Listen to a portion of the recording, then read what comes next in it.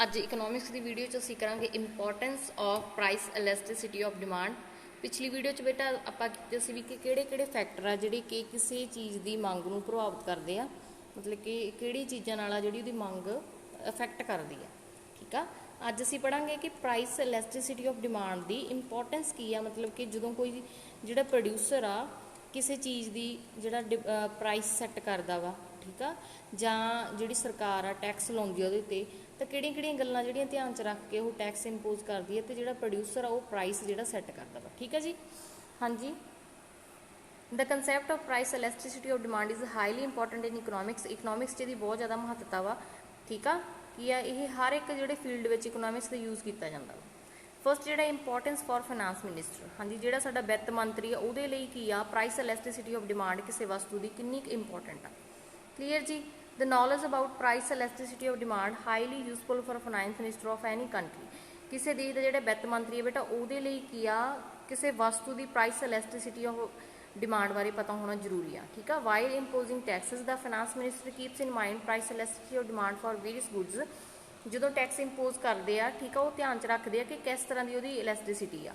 The finance ministry imposes higher rates of taxes on such goods for which demand is less elastic।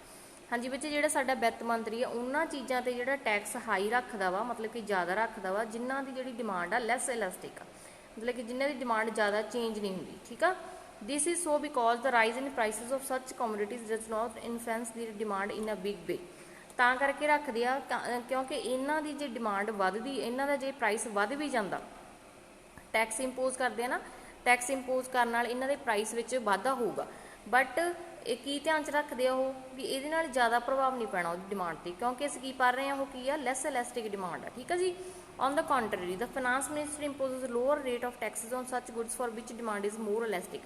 ਉਹਦੇ ਉਲਟ ਜਿਹੜੀਆਂ ਚੀਜ਼ਾਂ ਜ਼ਿਆਦਾ ਤੇਜ਼ੀ ਨਾਲ ਚੇਂਜ ਹੁੰਦੀਆਂ ਵਾ, ਮਤਲਬ ਕਿ ਜਿਨ੍ਹਾਂ ਦੀ ਡਿਮਾਂਡ ਜ਼ਿਆਦਾ ਤੇਜ਼ੀ ਨਾਲ ਵੱਧਦੀ ਜਾਂ ਘਟਦੀ ਆ ਪ੍ਰਾਈਸ ਵਿੱਚ ਚੇਂਜ ਹੋਣ ਨਾਲ, ਉਹਨਾਂ 'ਤੇ ਜਿਹੜਾ ਬੇਟਾ ਟੈਕਸ ਆ ਉਹ ਘੱਟ ਲਗਾਇਆ ਜਾਂਦਾ, ਤਾਂ ਕਿ ਜਿਹੜੇ ਉਹਨਾਂ ਦੇ ਪ੍ਰਾਈਸ ਇਨਕਰੀਜ਼ ਨਾ ਹੋਵੇ ਅਤੇ ਜਿਹੜੇ ਉਹਦੇ ਕਸਟਮਰ ਆ ਉਹ ਚੀਜ਼ ਨੂੰ ਜ਼ਿਆਦਾ ਜਾਂ ਘੱਟ ਨਾ ਖਰੀਦਣ। ਠੀਕ ਆ ਜੀ, ਹਾਂਜੀ। ਇਸ ਤੋਂ ਅੱਗੇ ਆ ਗਿਆ ਸਾਡਾ ਹੈਲਪਫੁਲ ਇਨ ਪ੍ਰਾਈਸ ਡਿਟਰਮੀਨੇਸ਼ਨ। ਹਾਂਜੀ, ਜਦੋਂ ਪ੍ਰਾਈਸ ਸੈੱਟ ਕਰਨਾ ਹੁੰਦਾ ਪ੍ਰੋਡਿਊਸਰ ਨੇ, ਮਤਲਬ ਕਿ ਕਿਸੇ ਵਸਤੂ ਦਾ ਪ੍ਰਾਈਸ ਨਿਰਧਾਰਿਤ ਕਰਨਾ ਹੁੰਦਾ, ਤਾਂ ਉਹ ਕਿਹੜੀਆਂ ਚੀਜ਼ਾਂ ਨੂੰ ਧਿਆਨ 'ਚ ਰੱਖਦਾ ਵਾ। ਠੀਕ ਆ, of their product the producer also keeps in mind price elasticity or demand for their products। ਠੀਕ ਆ, ਆਪਣੇ ਜਦੋਂ ਉਹਨੇ ਕਿਸੇ ਚੀਜ਼ ਦੀ ਕੀਮਤ ਨਿਰਧਾਰਿਤ ਕਰਨੀ ਆ ਤਾਂ ਉਹ ਵਸਤੂ ਦੀ ਪ੍ਰਾਈਸ ਇਲਾਸਟਿਸਿਟੀ ਆਫ ਡਿਮਾਂਡ ਨੂੰ ਵੀ ਧਿਆਨ 'ਚ ਰੱਖਦਾ। ਠੀਕ ਆ, if demand for their product is less elastic, ਜੇ ਉਹਨੂੰ ਲੱਗਦਾ ਵਾ ਵੀ ਜਿਹੜੇ ਉਹ ਪ੍ਰੋਡਕਟ ਬਣਾ ਰਿਹਾ ਵਾ ਉਹਨਾਂ ਦੀ ਡਿਮਾਂਡ ਲੈਸ ਇਲਾਸਟਿਕ ਆ, ਠੀਕ ਆ, ਮਤਲਬ ਕਿ ਲੋਕ ਉਹਨੂੰ ਖਰੀਦਣਗੇ, ਤਾਂ ਉਹ ਫਿਰ ਕੀ ਹੈ ਬੇਟਾ ਹਾਇਰ ਪ੍ਰਾਈਸ ਸੈੱਟ ਕਰ ਦਿੰਦਾ। ਮੀਨਸ ਕਿ ਆਪਣਾ ਜਿਹੜਾ ਪ੍ਰਾਈਸ ਉਹਦਾ ਵਸਤੂ ਦਾ ਉਹ ਵੱਧ ਰੱਖ ਦਿੰਦਾ, ਕਿਉਂਕਿ ਹਾਇਰ ਪ੍ਰਾਈਸਸ 'ਤੇ ਵੀ ਉਹਦਾ ਕੀ ਐਡਵਰਸ ਇੰਪੈਕਟ ਨਹੀਂ ਪੈਣਾ, ਕਿਉਂਕਿ ਉਹ ਲੋਕਾਂ ਨੇ ਖਰੀਦਣੀ ਆ। On the contrary if demand for their product is more elastic, ਜੇ ਉਹ ਜਿਹੜਾ ਪ੍ਰੋਡਕਟ ਪ੍ਰੋਡਿਊਸ ਕਰ ਰਿਹਾ ਉਹਦੀ ਡਿਮਾਂਡ ਮੋਰ ਇਲਾਸਟਿਕ ਆ, ਮੀਨਸ ਕਿ ਜਲਦੀ ਚੇਂਜ ਹੁੰਦੀ ਆ, ਤਾਂ ਉਹਦਾ ਕੀ ਹੈ ਲੋਅਰ ਪ੍ਰਾਈਸ ਰੱਖੂਗਾ, ਮੀਨਸ ਕਿ ਘੱਟ ਪ੍ਰਾਈਸ ਰੱਖੂਗਾ, ਤਾਂ ਕਿ ਵੀ ਜੇ ਉਹਦਾ ਪ੍ਰਾਈਸ ਹਾਇਰ ਜ਼ਿਆਦਾ ਵੱਧ ਰੱਖਦਾ ਉਹ, ਤਾਂ ਉਹਦੀ ਡਿਮਾਂਡ ਇੱਕਦਮ ਘੱਟ ਨਾ ਜਾਵੇ। ਜੇ ਉਹ ਘੱਟ ਕਰਦਾ ਵਾ ਆਪਣੇ ਜਿਹੜੇ ਪ੍ਰਾਈਸ ਦੀ ਕੀਮਤ, ਤਾਂ ਜ਼ਿਆਦਾ ਇੱਕਦਮ ਜਿਹੜੀ ਡਿਮਾਂਡ ਵੱਧ ਨਾ ਜਾਵੇ। ਠੀਕ ਆ, ਤਾਂ ਕਰਕੇ ਇਹਨਾਂ ਕਾਰਨਾਂ ਕਰਕੇ ਜਿਹੜਾ ਫਾਈਨਾਂਸ ਮਿਨਿਸਟਰ ਕਿਉਂ ਇਹ ਚੀਜ਼ ਕਰਦਾ ਵਾ, ਅਤੇ ਪ੍ਰਾਈਸ ਸੈੱਟ ਕਰਨ ਵਾਲੇ ਪ੍ਰੋਡਿਊਸਰ ਕਿਉਂ ਕਰਦਾ, ਅਸੀਂ ਸਮਝ ਲਿਆ। ਨੈਕਸਟ ਪੇਜ 'ਤੇ ਆ ਜਾਵਾਂਗੇ ਅਸੀਂ। Importance in international trade. International trade means ਕਿ ਜਦੋਂ ਅਸੀਂ ਦੂਸਰੇ ਦੇਸ਼ਾਂ ਨਾਲ ਵਸਤੂਆਂ ਖਰੀਦਦੇ ਜਾਂ ਉਹਨਾਂ ਨੂੰ ਵੇਚਦੇ ਹਾਂ, ਉਹਨੂੰ ਆਪਾਂ ਇੰਟਰਨੈਸ਼ਨਲ ਟ੍ਰੇਡ ਕਹਿੰਦੇ ਹਾਂ।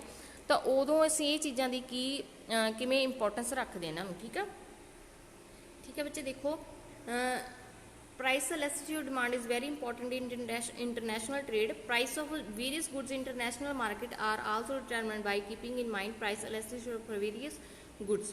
ਹਾਂਜੀ, ਜਦੋਂ ਅਸੀਂ ਕੀ ਆ ਇੰਟਰਨੈਸ਼ਨਲ ਮਾਰਕੀਟ ਵਿੱਚ ਆਪਣੀਆਂ ਵਸਤੂਆਂ, ਆਪਣੇ ਦੇਸ਼ ਦੀਆਂ ਵਸਤੂਆਂ ਵੇਚਦੇ ਹਾਂ, ਤਾਂ ਅਸੀਂ ਉੱਥੇ ਇਹ ਚੀਜ਼ ਧਿਆਨ 'ਚ ਰੱਖਦੇ ਹਾਂ ਕਿ ਇਹ ਚੀਜ਼ ਦੀ ਡਿਮਾਂਡ ਆ ਜਿਹੜੀ ਕਿੰਨੀ ਵਧੂਗੀ ਜਾਂ ਘਟੂਗੀ, ਮਤਲਬ ਕਿ ਇਲਾਸਟਿਸਿਟੀ ਕਿੰਨੀ ਆ ਉਹਦੀ।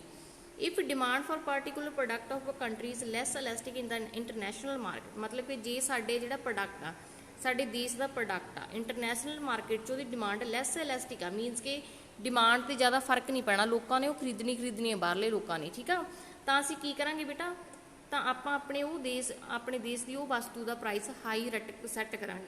ਠੀਕ ਆ, ਹਾਈ ਸੈੱਟ ਕਰਾਂਗੇ। ਕਲੀਅਰ ਬੱਚੇ।